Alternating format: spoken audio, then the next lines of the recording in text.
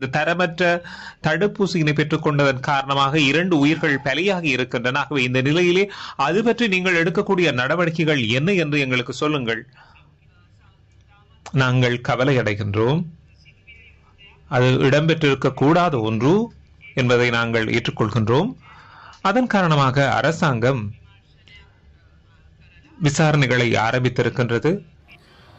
அதே போல இங்கு ஒரு பாரிய அரசியலும் உள்ளுகோடுகிறது.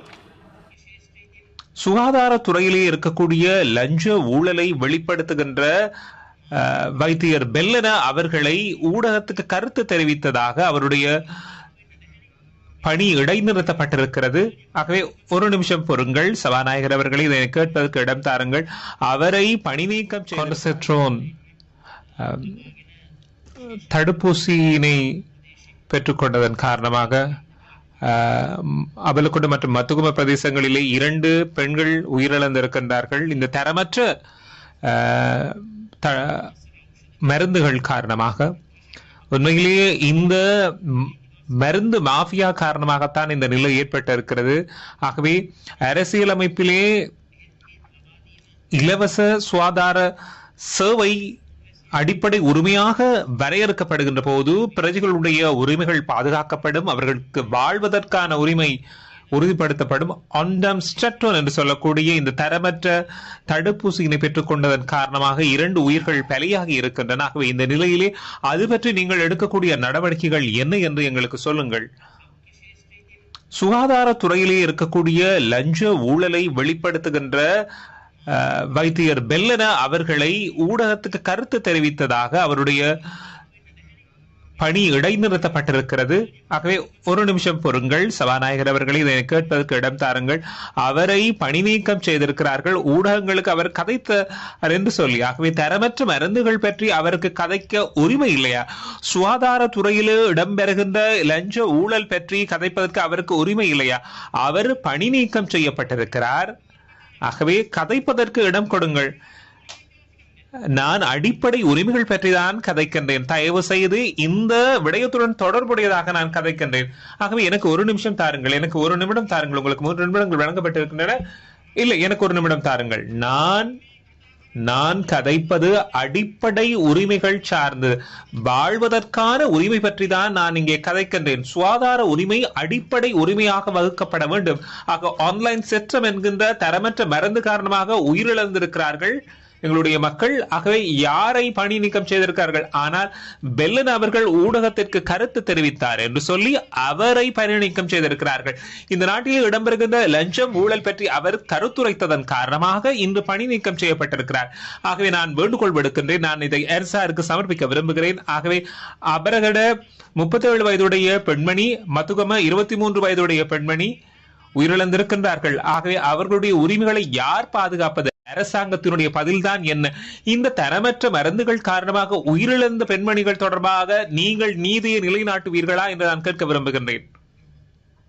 பிரதம அமைச்சர் அவர்களே, சபாநாயகர் அவர்களே, நான் நினைக்கின்றேன் அந்த உயிரிழப்புகள் தொடர்பாக அரசாங்கம் என்ற ரீதியிலே நாங்கள் கவலை அடைகின்றோம். அது இடம்பெற்றிருக்க கூடாத ஒன்று என்பதை நாங்கள் ஏற்றுக்கொள்கின்றோம். அதன் காரணமாக அரசாங்கம் விசாரணைகளை ஆரம்பித்திருக்கின்றது. தேவையான நடவடிக்கைகளை எடுக்கவிருக்கின்றோம். ஆகவே நாங்கள் நம்புகின்றோம் அப்படி ஒரு சம்பவம் இடம்பெற்றிருக்க கூடாது. அந்த உயிரிழப்புகள் தொடர்பாக நாங்கள் கவலை அடைகின்றோம். அப்படியான சம்பவங்கள் இடம்பெறக்கூடாது. எதிர்காலத்தில் இடம்பெறாமல் இருக்கின்ற வண்ணம் நாங்கள் செயற்படுவோம். ஆகவே தேவையான விடயங்கள் எங்களுடைய சுகாதார பிரதி அமைச்சர் அவர்கள் சொல்வார் என்று நினைக்கின்றேன். இதற்கான பதிலை வழங்குவார் என்று நினைக்கின்றேன். ஆக விசாரணை நடவடிக்கைகள் ஆரம்பிக்கப்பட்டிருக்கின்ற நிலையிலே, ஆகவே அந்த விடயங்கள் உறுதிப்படுத்துகின்ற வரையிலே நாங்கள் இன்னும் மேலும் விவரங்களை தெரிவிப்பதை தவிர்க்கிறேன். ஆகவே விசாரணைகள் சரியான முறையில் இடம்பெற வேண்டும். அதன் பின்னர் நாங்கள் அதை பற்றி பார்க்கலாம், என்ன செய்யலாம் என்று சொல்லி. ஆகவே அடிப்படை உரிமைகள் பற்றி பார்க்கின்ற போது அந்த உரிமைகள் விரிவுபடுத்தப்பட வேண்டும். இதுதான் எங்களுடைய அரசாங்கத்தினுடைய நிலைப்பாடு. பொருளாதாரம், சமூகம், கலாச்சாரம் சார்ந்த உரிமைகள் உள்ளடக்கப்பட வேண்டும். குடியியல் அரசியல் உரிமைகளைப் போலவே நான் சொன்ன உரிமைகளையும் வலுவூட்ட நடவடிக்கை எடுக்க வேண்டும். அது மிக முக்கியமானது. ஆகவே அடிப்படை உரிமைகள் தொடர்பாக நாங்கள் அதை விரிவுபடுத்தக்கூடிய வகையிலே அரசியல் அமைப்பை கொண்டு வர வேண்டும் என்பதில் நாங்கள் உறுதியாக இருக்கின்றோம். ஆகவே எதிர்க்கட்சி தலைவர் அவர்கள் இதற்கு ஆதரவு தெரிவிப்பதையிட்டு நாங்கள் நன்றி தெரிவிக்கின்றோம். சிறப்புரிமை பற்றிய விடயம் கௌரவ உறுப்பினர் சாந்த அபய்சிங் அவர்கள் பாராளுமன்ற உறுப்பினர்களுடைய சிறப்புரிமை மீறல் பற்றி சாந்த பத்மகுமார ஆகிய நான் 2024ஆம் ஆண்டு இடம்பெற்ற தேர்தலில் தேசிய மக்கள் சக்தியை பிரதிநிதித்துவம் செய்து ரத்தினபுரி மாவட்டத்திலே 1,39,000க்கும் அதிகமான வாக்குகளை பெற்று 10வது பாராளுமன்றத்துக்கு தெரிவு செய்யப்பட்டிருக்கின்றேன்.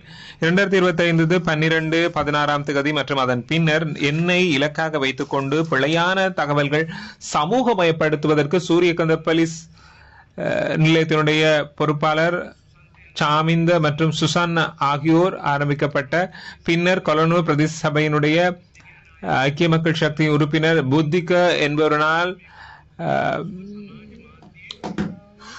செய்யப்பட்ட அவமதிப்பு மற்றும் ஏனைய சமூக ஊடகங்கள், இல்லத்திரனியல் ஊடகங்களில், அச்சு ஊடகங்களிலே வெளியான விடயங்கள் மற்றும் பாராளுமன்ற அலுவல்களின் போது நான் பங்கு பற்றுவதை தடை ஏற்படுத்துகின்ற வகையிலே செய்திருக்கின்றமை எனக்கு தெரிய வந்திருக்கின்றது. ஆகவே போலீசார் மற்றும் ஊடக நிறுவனங்கள் பாராளுமன்ற சிறப்புரிமைகள் சட்டத்தை மீறி இருக்கின்றார்கள். ஆகவே ஐக்கிய மக்கள் சக்தியினுடைய பாராளுமன்ற உறுப்பினர் கௌரவ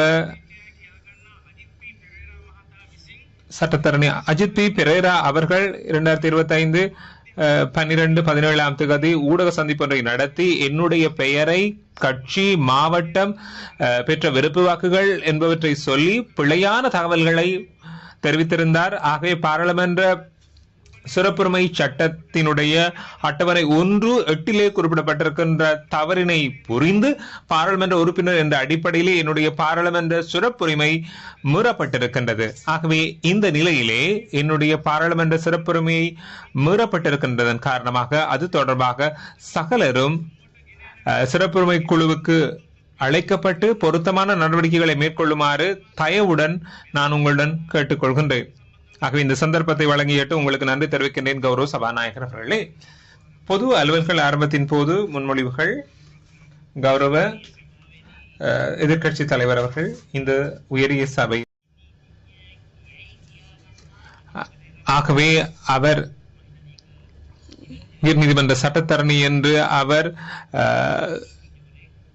குறிப்பிட்டு பேசியிருந்தார். ஆகவே அஜித் பி பெரேரா அவர்கள் தகமை பெற்ற ஒரு சட்டத்தரணி, உயர்கல்வியை பெற்ற ஒரு சிறந்த சட்டத்தரணி.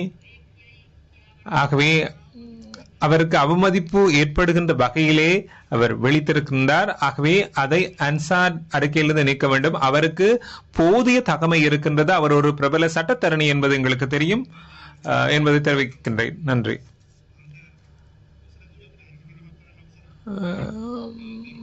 கௌரவ சபாநாயகர் அவர்களே, இந்த நாட்டிலே நீதியரசர் என்று சொல்லி ஒரு பதவி இல்லை. அப்படி ஒன்று பதவி என்று இருக்கும் என்றால் அஜித் பி பெரேரா அவர்களுக்கு அவர் பெயர் குறிப்பிடுகின்ற போது உயர் சட்டத்தரணி என்கின்ற நாமத்தை பயன்படுத்தலாம். அப்படியான ஒரு வழக்கம் இல்லை. இலங்கையிலே சட்டமா அதிபர் திணைக்களத்தில் மாத்திரமே அப்படியான பதவியை வகிக்கின்றவர்கள் இருக்கின்றார்கள். ஆகவே எதிர்க்கட்சி தலைவர் அவர்களுக்கு நான் உதவி செய்வதற்காகத்தான் அந்த விளக்கத்தை வழங்கியிருந்தேன். P. Satyalingam, you have 8 minutes. கௌரவ பிரதி சபாநாயகர்களே, இந்த பேரனர்த்தத்திலே இந்த நாட்டிலே உயிர் நீத்த சகோதரர்களுக்கு அஞ்சலியை நான் செலுத்திக் கொள்கிறேன். அதேபோல் இந்த பேரனர்த்தத்திலே தங்களுடைய குடும்ப உறுப்பினர்களை இழந்த உறவுகளுக்கு அவர்களுடன் சேர்ந்து துயர் பகிர்கின்றேன். இந்த பேரழிவு என்றது இலங்கைக்கு முதல் தடவையாக வந்த பேரழிவு இல்லை. கடந்த காலத்தில் இந்த நாட்டிலே சூறாவளி ஏற்பட்டிருக்கிறது, வறட்சி பேரழிவுகள் ஏற்பட்டிருக்கிறது, கொள்ள நோய்கள் பரவி இருக்கின்றது, மண் சரிவுகள், வெள்ளங்கள் ஏற்பட்டிருக்கின்றது. 2004ஆம் ஆண்டு சுனாமி ஏற்பட்டது. அந்த சுனாமியால் எங்கள் நாட்டில் கிட்டத்தட்ட 30,000 பேர் இறந்தார்கள். ஆகவே இந்த பேரிடர் என்பது இந்த நாட்டுக்கு இப்போது முதலாவதாக வரவில்லை. இந்த பேரிடர்களாலே மக்கள் காயப்படுகிறார்கள், இறக்கிறார்கள், அவர்களுடைய வாழ்வாதாரங்கள் இழக்கப்படுகிறது, வீடுகள் உட்கட்டுமானங்கள் அழிவடைகிறது. அந்த வகையிலே பார்த்தீங்களென்று சொன்னால் எங்களுடைய பன்னி தேர்தல் தொகுதி எடுத்தீங்களென்று சொன்னால் எங்களுடைய ஜீவனோபாயம் விவசாயம், விலங்கு வேளாண்மை. மன்னார் மாவட்டத்திலே கிட்டத்தட்ட 15,000க்கும் மேற்பட்ட கால்நடைகள், மாடு, பசுமாடுகள் இறந்திருக்கிறது. 30,000க்கும் மேற்பட்ட கோழி காணாமல் போயிருக்கிறது. கிட்டத்தட்ட 10,000 ஆடு. எங்களுடைய வவுனியா மாவட்டம், முல்லைத்தீவு மாவட்டத்தை பார்த்தீர்கள்னா இதே நிலைமை. இந்த 3 மாவட்டங்களிலும் ஒவ்வொரு மாவட்டத்திலும் 10,000 ஏக்கருக்கு மேற்பட்ட வயல் நிலங்கள் முற்றாக அழிந்திருக்கிறது. வீடுகள் முற்றாக அழிந்திருக்கிறது, உட்கட்டுமானங்கள் அழிந்திருக்கிறது. இது எங்களுடைய வன்னி தேர்தல் தொகுதிக்கு மாத்திரமல்ல, இலங்கை முழுவதற்கும் இப்படியான ஒரு பேரழிவு நடந்திருக்கிறது. அண்மையிலே உலக வங்கியினுடைய தரவுகளின்படி ஒவ்வொரு வருடமும் கிட்டத்தட்ட $380 மில்லியன் ஒவ்வொரு வருடமும் குறைந்தது இந்த நாட்டிலே பேரிடர்களாலே அளிக்கப்படுகிறது. வெள்ளத்தால் மாத்திரம் ஒவ்வொரு வருடமும் $240 மில்லியன் எங்களுடைய நாட்டை பொறுத்தவரையில் அது பெரிய ஒரு தொகையான பணம் செலவிடப்படுகிறது. ஆனால் இந்த சந்தர்ப்பத்திலே அரசாங்கம் பல நல்ல திட்டங்களை இந்த பாதிக்கப்பட்ட மக்களுக்கு வழங்கி இருக்கிறார்கள். அதுக்கு பாராட்டுகிறோம். இந்த அரசாங்கத்துடன் சேர்ந்து வேலை செய்வதற்கு நாங்களும் தயாராக இருக்கிறோம். ஆனால் அவற்றை, அந்த இழப்பீடுகளை வழங்குவதிலே பாரிய குறைபாடுகள் காணப்படுகிறதையும் இந்த நேரத்திலே சுட்டிக்காட்ட விரும்புகிறேன். அதற்கு முக்கியமான காரணம் இந்த இழப்பீடுகளை பதிகின்ற, ஒழுங்கு செய்கின்ற அலுவலர்களுடைய பற்றாக்குறை முக்கியமான காரணமாக இருக்கிறது. அதே போல இங்கு ஒரு பாரிய அரசியலும் உள்ளுகோடுகிறது. இந்த இழப்பீடு வழங்கலிலே இந்த பிரஜாசக்தி என்ற அந்த திட்டத்தினூடாக முழுமையாக அரசியல்மயப்படுத்தப்பட்ட விடயங்கள் பல எங்களுடைய மாவட்டங்களிலே நடைபெறுகிறது. எங்களுடைய மாவட்டத்திலே இவ்வாறான பல சம்பவங்களை சொல்லலாம். ஆனால் இந்த துயரமான நேரத்திலே அவற்றை நான் ஒரு குற்றமாக முன்வைக்க நான் விரும்பவில்லை. எங்களுடைய நாடு இவ்வாறு பல பேரிடர்களை சந்தித்திருக்கின்ற நாடு.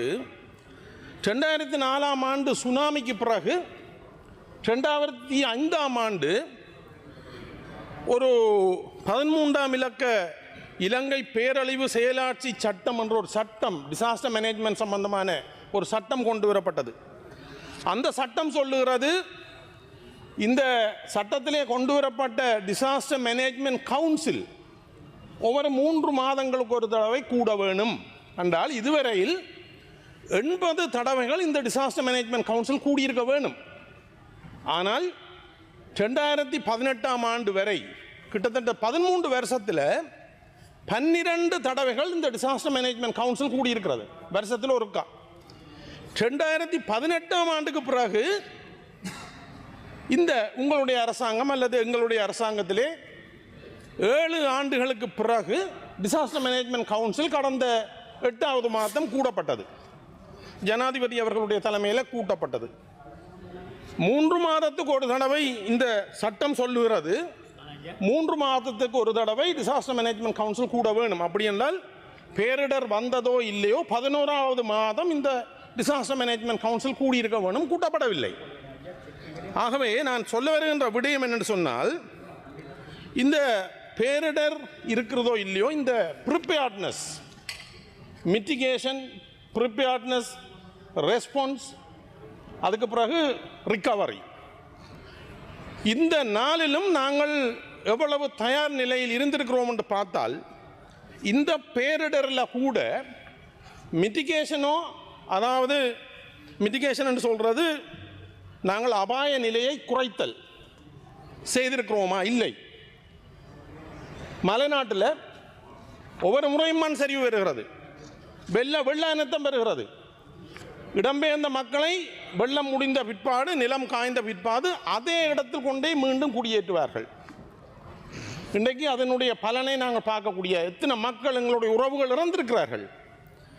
ப்ரிப்பேர்ட்னஸ் இந்த முறை நடந்த பேரழிவில் கூட ப்ரிப்பேர்ட்னஸ் அல்லது தயார்படுத்தல் என்பது அறவே இருக்கவில்லை அல்லது மிகவும் குறைந்த அளவில் இருந்தது. நாங்கள் திட்டமிடல் செய்யவில்லை, பயிற்சிகள் வழங்குகிறோமா? Honorable Dr. P. Satyalingam, you have 2 more minutes. ஆனபடியினாலே நாங்கள் எங்களுடைய இந்த டிசாஸ்டர் மேனேஜ்மெண்ட் செக்டர் எடுத்து பாருங்கள். எங்களுடைய இந்த கடுமையான அவர்கள் செயற்பட முடியாத நிலைமையில் இருக்கிறார்கள். கடுமையான ஊழியர் பற்றாக்குறை இருக்கிறது இந்த டிசாஸ்டர் மேனேஜ்மெண்ட் செக்டருக்குள்ளுக்கு. நிரப்பப்படாத வெற்றிடங்கள் ஒவ்வொரு மாகாணத்திலையும் டிப்யூட்டி டைரக்டர் டிசாஸ்டர் மேனேஜ்மெண்ட் இருக்க வேண்டும். எந்த மாகாணத்தில் இருக்கிறது? இல்லை. ஒவ்வொரு பிரதேச செயலாளர் பிரிவுகளிலையும் ஒரு டிஎம்ஓ டிசாஸ்டர் மேனேஜ்மெண்ட் ஆஃபீஸர் இருக்க வேண்டும். இல்லை, மாவட்டத்துக்கு ஒரு ஆள் இருக்கிறார். ஆகவே நாங்கள் கடந்த திங்கட்கிழமை நடந்த டிசாஸ்டர் மேனேஜ்மெண்ட் கவுன்சிலில் பல நல்ல விஷயங்கள் முன்மொழியப்பட்டது. இந்த 13ஆம் இலக்க 2005ஆம் ஆண்டு சட்டத்தை தற்போதைய காலத்துக்கு ஏற்ப திருத்தி அமைப்பதற்கான முன்மொழிவு வைக்கப்பட்டிருக்கிறது. நல்ல விஷயம். ஆகவே நாங்கள் இந்த பேரிடருக்கு முக்கியமான காரணம் இதுக்கு முதல் இருந்த அரசாங்கங்களும் அதில் இந்த அரசாங்கம் ஒரு சிறிய பங்கை திட்டங்களை செய்யாதாலே அதுக்குள்ளுக்கு தானும் போய் சேர்ந்திருக்கிறது. அந்த வகையிலே இந்த பேரழிவை தடுக்கக்கூடிய மிட்டிகேஷன் ப்ராசஸ், ப்ரிப்பேர்ட்னஸ், ரெஸ்பான்ஸ், அதற்கு பிறகு ரிகவரி, இந்த 4க்கும் நாங்கள் உரிய வழிமுறைகளை கையாண்டு தயார் நிலையில் இந்த அரசாங்கம் இல்லை என்று சொன்னால் இவ்வாறான பேரழிவுகள் தொடர்ந்து நடக்கத்தான் போகிறது. எங்களுடைய இந்த வருடம் நடந்த இந்த பேரழிவாலே உதாரணத்துக்கு என்னுடைய மாவட்டத்தை பார்த்தால் சில கிராமங்கள் திரும்ப திரும்ப திரும்ப பேரழிவு, உதாரணத்துக்கு நான் கந்தசாமி நகர் என்ற ஒரு கிராமத்தை வவுனியாவில் சொல்லலாம். இன்னும் பல கிராமங்கள் இருக்கிறது. முல்லைத்தீவிலே அப்படியான Honorable Dr. P. Satyalingam, your time is up. மன்னாரிலே அப்படியான கிராமங்கள் இருக்கிறது. தயவு செய்து அவர்களை மீண்டும் அந்த இடத்துக்கு அனுப்பாதீர்கள். பொருத்தமான இடத்தை அடையாளம் கண்டு அவர்களை ரீலோகேட் மீள்குடியேற்ற நடவடிக்கைகளை பொருத்தமான இடத்திலே மீண்டும் பாதிப்புக்கு உட்படாத வகையிலே தயவு செய்து அதை செய்ய வேண்டும் என்று கேட்டு இந்த சந்தர்ப்பத்துக்கு நன்றி கூறி வரப்படுகிறேன். நன்றி. பாராளுமன்றத்தில் இன்று இடம்பெற்ற விசேட கூட்டத்தொடரின் போது சுகாதாரத்துறை சார்ந்து குரல் எழுப்பிய வைத்தியர் பதவி நீக்கம் செய்யப்பட்டமை தொடர்பாக எதிர்க்கட்சித் தலைவர் சஜித் பிரேமதாச குரல் எழுப்பினார். அது தொடர்பில் விசாரணை நடத்தப்படும் என பிரதமர் ஹரணி அமரசூரிய தெரிவித்தார்.